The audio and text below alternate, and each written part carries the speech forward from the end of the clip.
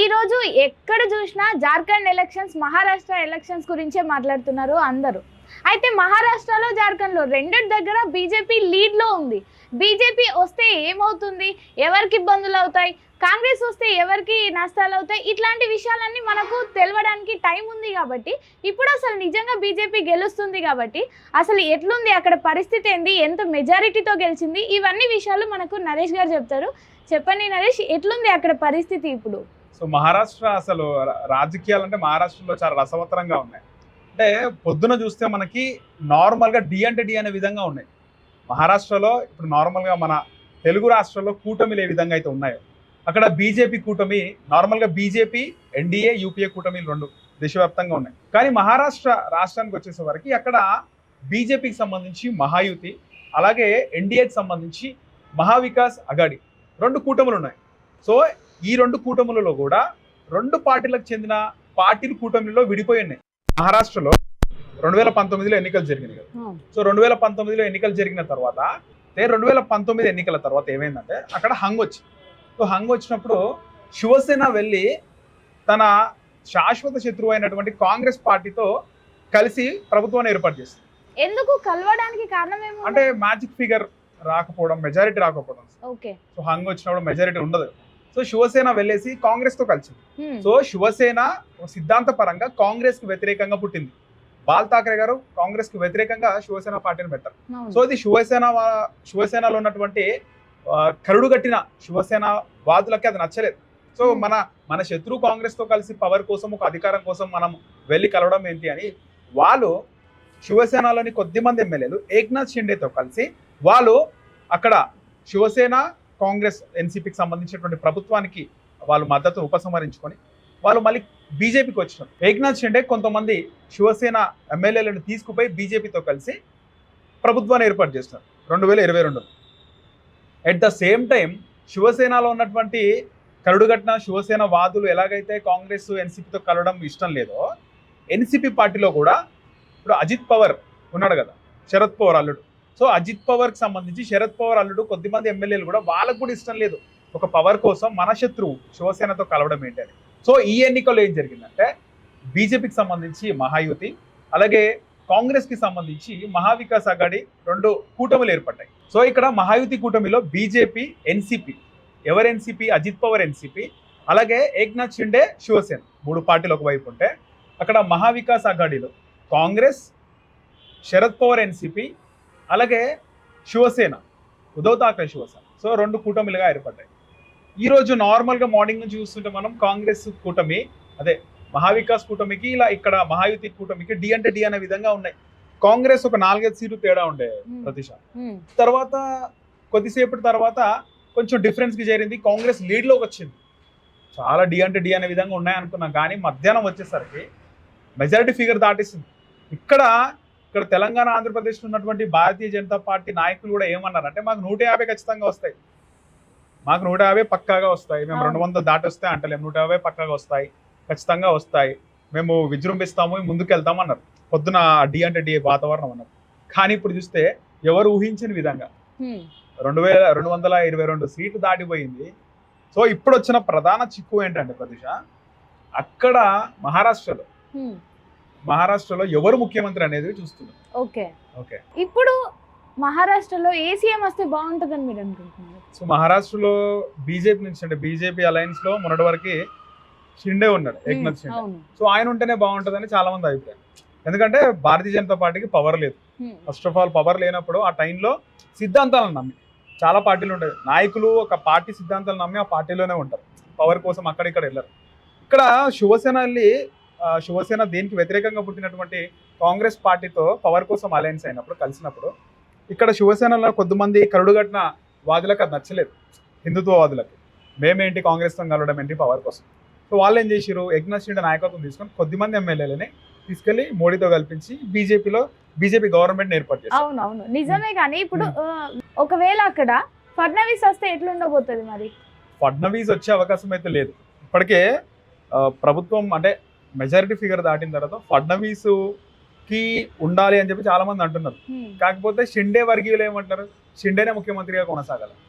So 2019లో ఎన్నికలు జరిగినప్పుడు పూర్తి మెజారిటీ శివసేనకు రానప్పుడు పవర్ కోసం కాంగ్రెస్ తో కలిసి కొంతమందికి నచ్చక వాళ్ళందరూ ఏం చేసినారు, షిండేని పట్టుకొని 2022లో అనుకుంటారు జూన్లో వెళ్ళి వాళ్ళు బీజేపీతో మర్జ్ అయ్యి గవర్నమెంట్ ఫామ్ చేసినారు. చాలా మంది షిండే వెన్నుపోటు పొడిచినారు అనుకుంటారు. ఇక్కడ ఏం జరిగిందంటే ఎట్ ఎ టైమ్ ఈసారి మనకి ఎన్నికలు చూస్తే అర్థమైంది. లాస్ట్ టైం షిండే ఇటు వచ్చినప్పుడు బీజేపీ వైపు ఎన్సీపీ కూడా వాళ్ళకు కూడా నచ్చలేదు. మనం ఏంది శివసేనతో కలిసి పవర్ ఏర్పాటు చేయడం ఏంది అని శివసేన శరద్ పవార్ అల్లుడు అజిత్ పవార్ వచ్చి ఆయన ఈసారి ఈ మహాయుతి కూటమిలో ఉన్నాడు. కానీ బీజేపీలో ఏక్నాథ్ షిండే వచ్చినప్పుడు కలిసినప్పుడు శివసేన కలిసినప్పుడు ఏక్నాథ్ షిండేనే సీఎం చేసింది మహారాష్ట్రకి. ఇప్పుడు ఫడ్నవీస్ ని చేస్తే బెటర్ కదా అని బీజేపీ వాళ్ళు అనుకుంటున్నారు. ఆల్రెడీ ఫడ్నవీస్ గతంలో ఆయన ముఖ్యమంత్రిగా ఉన్నాడు. సో ఈసారి ఫడ్నవీస్ కూడా ఉన్నది అంటే బీజేపీ అలయన్స్ కదా, మోదీ ఉన్నాడు కదా, మోదీ చెప్తే ఖచ్చితంగా మోదీ అనుకుంటే ఏదైనా చేయగలుగుతారు రాష్ట్రాల్లో. ఎందుకంటే బాగా పవర్ఫుల్ గా ఉంది బీజేపీ సెంటర్ లో అనేది ఉంది. అసలు ఎందుకు బీజేపీని మహారాష్ట్ర జనాలు నమ్ముతున్నారు అంటారు? మహారాష్ట్రలో చాలా దారుణాలు జరిగినాయి, మనం చూసాం రోజు వార్తలలో. ఒక పీరియడ్ మొత్తం మహారాష్ట్రలో ఇది జరిగింది అది జరిగింది చూసాం. అయినా మహారాష్ట్ర ప్రజలు బీజేపీనే నమ్మిండ్రు, ఎందుకంటారు? ఇప్పుడు మన తెలంగాణలో ఎగ్జాంపుల్, ఆంధ్రప్రదేశ్ తెలంగాణ రాష్ట్రం తీసుకుంటే తెలంగాణలో సెంటిమెంట్ ఉంది, తెలంగాణ సెంటిమెంట్ అనేది ఉంది. మహారాష్ట్రకు వచ్చేసే వరకు హిందుత్వం ఎక్కువ ఉంది అక్కడ. ఆ జీలు అది మనం కడుగట్టిన హిందూవాదులు ఎక్కువ ఉన్నారు. కరెక్టే, గానీ అక్కడ హిందూవాదం వల్ల మత కల్లోలాలు ఏర్పడే అవకాశం కూడా ఎక్కువ కనిపిస్తుంది కదా మనకి. ఇక్కడ బాల్ ఠాక్రే గారు కాంగ్రెస్ పార్టీ అప్పుడు మొత్తం రాష్ట్రాల్లో దేశాల్లో కాంగ్రెస్ పార్టీ ఆధిపత్యం ఉన్న టైంలో ఎలాగైతే మన తెలుగు రాష్ట్రాల్లో తెలుగు ఏపీలో యునైటెడ్ ఏపీలో ఎన్టీఆర్ గారు ఎలాగైతే పార్టీ పెట్టారో ఆయన శివసేన పార్టీని ఆ విధంగా పెట్టారు బాల్ ఠాక్రే గారు. సో మొన్న కూడా కాంగ్రెస్ పవర్ లో ఉన్నప్పుడు ఈ శివసేన వర్గీయులు కొద్దిమంది వెళ్ళి బీజేపీతో కలిసి, ఎందుకంటే శివసేన బీజేపీ రెండు పార్టీల సిద్ధాంతాలు ఒకటే, హిందుత్వవాదం వల్ల. మీరు ఇప్పుడు బీజేపీ మేనిఫెస్టో కాంగ్రెస్ మేనిఫెస్టో ఏది బెటర్ గా ఉంది? ఎందుకు జనాలు బీజేపీకి యాక్సెప్ట్ చేసిండ్రు? సో వాస్తవానికి మనం మార్నింగ్ చూస్తే డి అంటే డి అనే విధంగా ఉంది, లైట్ మెజారిటీ ఉండే, కాంగ్రెస్ లీడింగ్ లో కూడా ఉండే కొద్దిసేపు. సో ఇప్పుడు జనాలు ఎట్లా ఉంటాయంటే అక్కడ మన తెలుగు రాష్ట్రాల్లో ఉన్నటువంటి పథకాలే అక్కడ ఉన్నాయి. ఇప్పుడు మన ముఖ్యమంత్రి తెలంగాణకు సంబంధించి కాంగ్రెస్ ప్రభుత్వం 2500 అంటే ప్రతి మహిళకి 2500 ఇస్తున్నాడు ఆ పథకం. సో అలాంటి పథకాలు ఉన్నాయి అక్కడ కూడా ఫ్రీ బస్ పెడతా అని చెప్పిండు. మరి అదే అంటున్నారు కదా, సేమ్ మనలాంటి పథకాలు ఉన్నాయి అక్కడ. అవును, సేమ్ ఉన్నాయి. బీజేపీ మేనిఫెస్టోలో ఏం నచ్చిందని వాళ్ళకి అంటే బీజేపీ మనకి చేస్తుంది, ఖచ్చితంగా షిండే గారు మనకి చేస్తారు అని చెప్పి ఏం నమ్మొచ్చు ప్రజలు, మహారాష్ట్ర ప్రజలు? ఇక్కడ షిండేకి అప్పుడు ఒక వ్యతిరేకత ఉండే. వాస్తవానికి మహారాష్ట్ర ప్రజలు ఎట్లున్నారంటే నేను చెప్పినా కదా, ఎక్కువగా హిందుత్వవాదులు ఉన్నారు అక్కడ. సో వాళ్ళకి ఏంటంటే గతంలో పవర్ కోసమే ఏదైతే వ్యతిరేకంగా పుట్టిన పార్టీలో బద్ద శత్రువులు పవర్ కోసమే కలిసి, ఏది ఉద్దవ్ ఠాక్రే శివసేన, కాంగ్రెస్, ఎన్సీపీ ఇవన్నీ. సో దాని తర్వాత అవన్నీ బ్రేక్ చేసి షిండే అటు వెళ్ళిపోయినట్టు. సో చాలా మంది మనం ఏమనుకున్నాం, షిండే ఇట్లా ప్లేట్ ఫిరాయించిండు, వెన్నుపోటు పొడిచిండు అనుకున్నప్పుడు షిండే అక్కడికి వెళ్ళిండు కదా, అది నెగిటివిటీ ఉంటుంది అనుకున్నారు. కానీ వాళ్ళందరూ కూడా శివసేనలో ఉన్న వాదులు కానీ బీజేపీ వాళ్ళు, ఇక్కడి ప్రజలు అందరూ కూడా ఎక్కువగా హిందుత్వవాదులు ఉన్నారు మెజారిటీ. సో వాళ్ళు యాక్సెప్ట్ చేసినారు. దాంతో పాటు ఇక్కడ షిండే కూడా ఈ 2.5 years లో ఈ 2.5 years లో మంచి అభివృద్ధి పనులు కూడా చేసినాడు అంట. అక్కడ మంచి పనులు చేసినాడు, మంచి పరిపాలన ఇచ్చినాడు. ఎట్ ద సేమ్ టైం అక్కడ వ్యతిరేకత కూడా ఉంది ఎవరిపైన, ఉద్దవ్ ఠాక్రే పైన. నీ తండ్రి కాంగ్రెస్ కు వ్యతిరేకంగా పార్టీని పెడితే నువ్వు కేవలం అధికారం కోసం వెళ్ళి ఆ పార్టీతో కలుస్తావా, మళ్ళీ ఇప్పుడు ఎన్నికల టైంలో కూడా ఆ పార్టీతో పొత్తు పెట్టుకుంటావా అనేది ప్రజల్లో ఉంది. ఎట్ ద సేమ్ టైం పథకాలు ప్రజలు. సో మేనిఫెస్టో ఖచ్చితంగా ప్రభావితం చేస్తుంది. అవును, అది కూడా ఇక్కడ మేనిఫెస్టో కంటే కూడా వాళ్ళకి ఎమోషనల్ ఎక్కువ ఉంది అక్కడ. ఆ ఫీలింగ్స్ ఎక్కువ ఉన్నాయి మహారాష్ట్ర ప్రజలకి.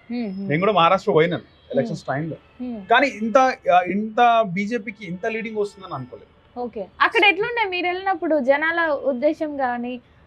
లేదు బీజేపీ రాదు అక్కడ, వాళ్ళకు కూడా బీజేపీ ఉండే, ప్లస్ అక్కడ ఈ ఎన్డీఏ కూడా, యూపీఏ కూడా వాళ్ళకి గెలవాలండే. కాంగ్రెస్ వాదులు, ఎన్సీపీ వాదులు కూడా ఉన్నారు.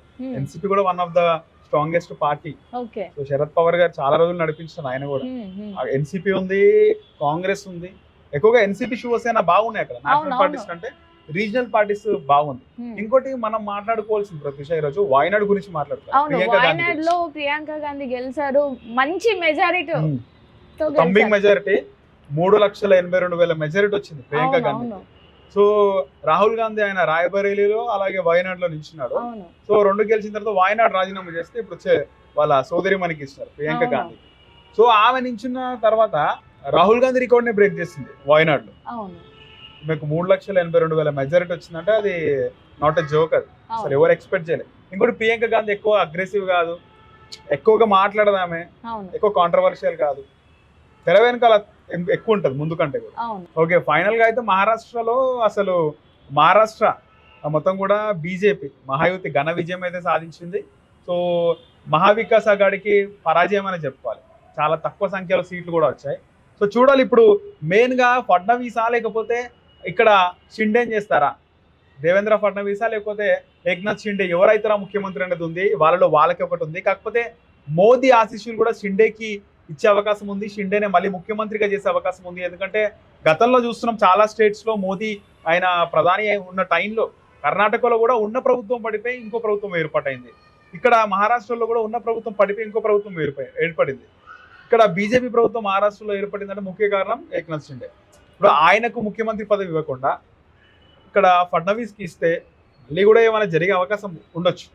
సో ఖచ్చితంగా అక్కడ ఆయన ఏక్నాథ్ షిండేకే వైపే మొగ్గు చూపుతారని నేను అనుకుంటున్నాను. అయితే షిండేనా ఫడ్నవీసా మళ్ళీ నెక్స్ట్ వీడియోలో మేము ముందుకు వస్తాం. Bye bye.